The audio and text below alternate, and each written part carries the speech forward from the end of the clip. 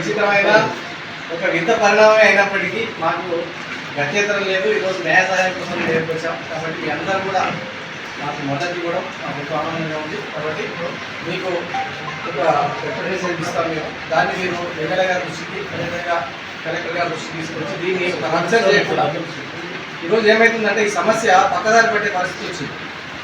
ఈరోజు శ్రీనివాస్పూర్ గ్రామానికి సంబంధించిన కొందరు ఏం చేస్తున్నారంటే ఇది ఈద్గాకు సంబంధించిన స్థలం కాబట్టి మీరు ప్రార్థనలు చేయడానికి ఈరోజు కొంతమంది ముస్లింలు తీసుకొని వచ్చింది. ఆ ముస్లింలు వాళ్ళకి తెలుసో తెలియక వాళ్ళు వచ్చిన వెంబడే కొంతమంది వేరే మన హిందూకి సంబంధించిన పిల్లలు కొంతమంది వచ్చారు, హిందూ వాహిని వాళ్ళు వచ్చి వాళ్ళు వీళ్ళు గొడవడే పరిస్థితి వచ్చింది. ఇది ఒక సెన్సిటివ్ ఇష్యూకు పోకుండా చూసే బాధ్యత సమాజంలో న్యాయవాదుల పైన ఉంది. కాబట్టి ఈ ఇష్యూలో ఒకసారి ఎమ్మెల్యే గారు కూడా మీరు ఆయన దృష్టికి తీసుకురండి. మరి ఈ పరిస్థితి వేరే ఎక్కడ ఉపయోగపడుతుంది కాబట్టి దీని ఇద్దరితో ముగించామని చెప్పి ఆయన దృష్టికి తీసుకొస్తారని చెప్పి మిమ్మల్ని కోరుకుంటూ ఇంకా ప్లాట్లు రాలేదు, ఎవరికైతే అన్యాయం జరిగిందో ఇంకా స్థలం ఆనాడు ఒకేసారి అందరికీ సేకరణ జరగడం అనేది కూడా సాధ్యమైనటువంటి పని కాదు. గతంలో ఉన్నటువంటి పెద్దలు ధైర్యం చేసి కూడా ఒక స్టెప్ ముందుకేసి కూడా ఇవ్వడం జరిగింది. తర్వాత వచ్చిన వాళ్ళు కూడా మిగతా యొక్క ఆ పోర్షన్ కంప్లీట్ చేసే దాంట్లో ప్రయాణం చేయాలి. కానీ ఇచ్చినటువంటి ఆ ప్లాట్లను ధ్వంసం చేయడం అనేది, దౌర్జన్యం చేయడం అనేది ఇటువంటి విషయాలు ఆరోగ్యకరమైనటువంటి విషయాలు కాదు. కాబట్టి మనకు ఈ మీడియాకు జరుగుతున్నటువంటి అన్యాయం ఏదైతే ఉందో దీన్ని మనం కొంత బయట సమాజానికి, ఎందుకంటే సమాజానికి తెలియదు ఆ ప్రాంతంలో జరుగుతున్నటువంటి దౌర్జన్యం. ఇప్పుడు మీరు ఏదైతే ఫిజికల్గా పోయిందో ఆ విషయం అనేది కూడా బయటకు తెలియాల్సినటువంటి అవసరం ఉంది. ఈ జిల్లా యంత్రాంగం కూడా నిమ్మకు నీరెత్తినట్లు పూర్తిగా పట్టించుకోకుండా ఏమున్నది ఒక ప్రొసీడింగు, ఒక ఎంఆర్ఓ గారు ఆనాడు ప్రభుత్వంలో ఉన్నటువంటి పెద్దలు ఒక ఎంఆర్ఓ గారు ఎప్పుడు ఇష్యూ చేస్తాడంటే ఫైల్ పుటం చేసిన తర్వాత జిల్లా అధికారి సంతకం చేసిన తర్వాత అడ్మినిస్ట్రేటివ్ అధికారులు సూపరింటెండెంట్ ఆ ఫైల్ పైన సంతకాలు చేసిన తర్వాత ప్లీజ్ అది ఇష్యూ కన్సర్న్ పడ్డా సర్టిఫికేట్స్ అన్నప్పుడు అవి ఇచ్చేస్తారు. ఆ ఫైలు ఇష్యూ అధికారి పైన ఉన్నటువంటి ఉన్నతాధికారి ఆజ్ఞలు లేదు. తహసీల్దార్ గారు కూడా ఖచ్చితంగా ఆ ప్లాట్ పట్టా సర్టిఫికేట్లు ఎవరు కూడా ఇష్యూ చేయరు. ఆ కింది స్థాయి అయినా అంత పెద్ద నిర్ణయం తీసుకోండి.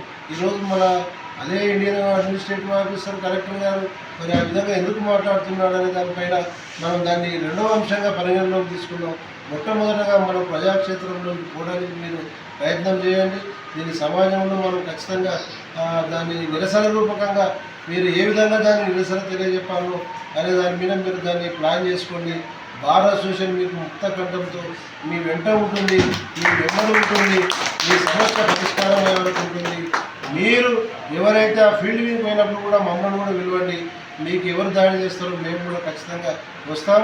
దానికి కూడా వెనుకాడేది ఏమి లేదు. దాంతోపాటుగా లీగలీగా మనకు ఉన్నటువంటి ఒక అంశం ఏంటంటే ఎవరికైతే ఆ సర్టిఫికేట్ పట్టా సర్టిఫికేట్ ఇచ్చినారో ఆ పట్టా సర్టిఫికేట్ కానీ ఆ సర్వేర్ యొక్క రిపోర్ట్స్ కానీ మిగతా టెక్నికల్కి సంబంధించినటువంటి అన్ని డాక్యుమెంట్స్ ఏవైతే ఉన్నాయో వాటన్నిటిని కూడా మనం ఒకసారి మనం హైకోర్టులో రిట్ చేయడం వల్ల ఉన్నతాధికారులను మనం దాంట్లో పార్టీని చేసిన వాళ్ళం అవుతాం. జిల్లా కలెక్టర్ గారిని కానీ తర్వాత మిగతా ఆర్డీఓ గారిని కానీ డిఆర్ఓ గారిని కానీ ప్రిన్సిపల్ సెక్రటరీ ఫర్ రెవెన్యూ వాళ్ళు కానీ మిగతా వాళ్ళందరినీ కూడా దాంట్లో పార్టీ చేస్తాం. కాబట్టి వాళ్ళు ఖచ్చితంగా కింద ఉన్నటువంటి ఇప్పుడు principal revenue for secretary revenue వాళ్ళు ఉన్నారు, ప్రిన్సిపల్ సెక్రటరీ ఫర్ రెవెన్యూ వాళ్ళు కింద కలెక్టర్ గారిని అడుగుతారు ఏందయ్యా ఈ సంగతి ఏందని అడుగు వాళ్ళకి పోతుంది కదా. రిట్టేసినప్పుడు బాధ్యత హైకోర్టు నుంచి నోటీసులు పోతాయి. నోటీసులు పోయినప్పుడు వాళ్ళు ఆన్సర్ చేయాల్సిందే. ఆన్సర్ చేయాలనుకున్నప్పుడు వాళ్ళు ఖచ్చితంగా దానికి సంబంధించినటువంటి ఎక్సర్సైజ్ చేస్తారు. అదొక ఫైల్ మూమెంట్ అవుతుంది అది. కాబట్టి మనకు లీగల్గా ఉన్నటువంటి అంశాలను మొట్టమొదటగా మీరు కూడా దాన్ని ఏ విధంగా మనకు ఆ లీగల్గా అనుకూలంగా ఉన్నామో ఫస్ట్ దాన్ని డిస్కషన్ చేయండి, దాన్ని ఒక ఫైల్ చేయండి. తర్వాత రెండో అంశము అది మనం బయట కూడా ఏ విధంగా నిరసన చేయాలనే దానిపైన కూడా మీరు ఆ యొక్క పేపర్ వర్క్ కూడా ఖచ్చితంగా మీ ఎంతమందికి ఇచ్చినారు ఆ అంతమందికి సంబంధించినటువంటి పట్టా సర్టిఫికెట్లు మన దగ్గర ఒక ఫైల్ను మెయింటైన్ చేయండి. ఆ సర్వే రిపోర్ట్ కానీ ఇవాళ ఉన్నతాధికారులు ఆనాడు చెప్పి ఆనాడు ప్రభుత్వంలో ఉన్న వాళ్ళు ఇష్యూ చేసి ఈరోజు దాన్ని తప్పించుకునే చూస్తున్నారు అని అంటే ఈ ప్రభుత్వం అధికారం వచ్చినంత మాత్రాన అన్యాయం చేస్తామంటే ఎవరు కూర్చొని ఎవరు సిద్ధంగా లేరు. ఆ అన్యాయాన్ని భరించడానికి సిద్ధంగా ఎవరేం లేరు. ఖచ్చితంగా దాన్ని ఎదిరించాల్సిందే. గౌరవ ఎవరైతే శాసనసభ్యులు గారు ఉన్నారో మాకు కూడా ఒక రిప్రజెంటేషన్ ఇవ్వండి. మేము కూడా బార్ అసోసియేషన్ నుంచి కూడా మేము జర్నలిస్టు సోదర జర్నలిస్టులకు జరుగుతున్నటువంటి అన్యాయాన్ని మేము కూడా చాలా ముక్తఖండంతో ఖండిస్తున్నాం.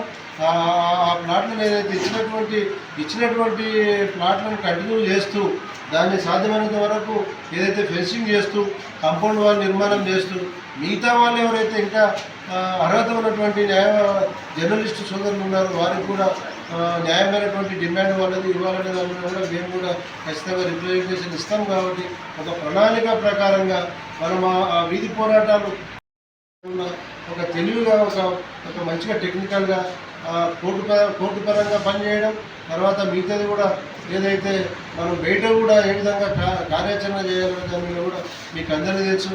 అన్న ఊషణ అనుభవజ్ఞులు, తర్వాత బాలసవన, శ్రీధరణ, మిగతా వాళ్ళు చాలామంది కూడా మాధవరావు వీళ్ళందరూ కూడా చాలామంది ఉన్నారు.